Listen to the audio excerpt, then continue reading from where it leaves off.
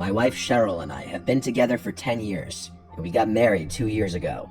We just got a house together not even a month ago, and things couldn't have started on a worse note. We moved to a small inland town of Georgia called Waycross. That's all the details I'm giving though, to avoid any more possible issues.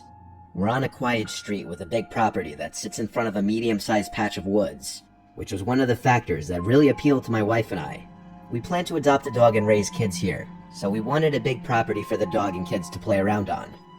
We both work similar shifts. I get home around 5 and she gets home around 6 most of the time. The first 2 nights in the house went completely normal. It was the weekend, so we spent our entire days unpacking. It wasn't until Monday night, when we were both in bed, only having turned the lights out maybe 20 minutes ago, that outside from the backyard, there was the sound of this blasting music. Our nearest neighbors on either side were spaced out enough where we couldn't mistake music from their yards being in our yard. It was definitely in our backyard, and it wasn't party music or anything like that. It sounded like very old, staticky, vintage music. The windows were shut, so after my wife and I exchanged horrified glances at each other and wondered where the music could be coming from, I opened my window on my side of the bed, and it was much clearer.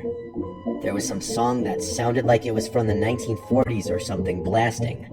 I later found out after looking up the lyrics that the song name was Who's Afraid of the Big Bad Wolf by Henry Hall. It has a slight eerie vibe to it for some reason, even though it was meant to be a happy song. But at the time of listening to it coming from our backyard, it was nothing but downright horrifying. We were still learning the house, but we figured there must be a backyard light switch downstairs. I ran downstairs to the back door and flicked the light switches next to the door, and one of them turned on the backyard lights. I didn't see anyone in the backyard. I opened the door, and the music was louder, obviously, but as I walked out into the grass, I realized it wasn't coming from the backyard, rather from the woods. The song played to completion as I was outside in the yard just standing there looking around. When the song ended, there was silence again. It seemed like someone must have been playing some stupid housewarming prank, but it wasn't appreciated. I went back to my wife and told her it was probably just some kids trying to scare the new ones in town for whatever reason. Hearing myself even say that, I realized how stupid and weird it sounded. Why would anyone do that? The next night, it happened again. A few minutes after we turned out the lights in the bedroom, music from outside started blasting. This time much louder, and the song playing was that song everyone's heard, Tiptoe Through the Tulips. Cheryl and I once again looked at each other, this time in genuine disgust and worry, because we had hoped it was just going to be a one-time thing, but it was happening again. I looked out the window, and this time I could see something on the grass. It wasn't a person, but there was definitely something out there. I told my wife I was going to check it out. She said we should just call the cops, and I said yeah, we will in a second.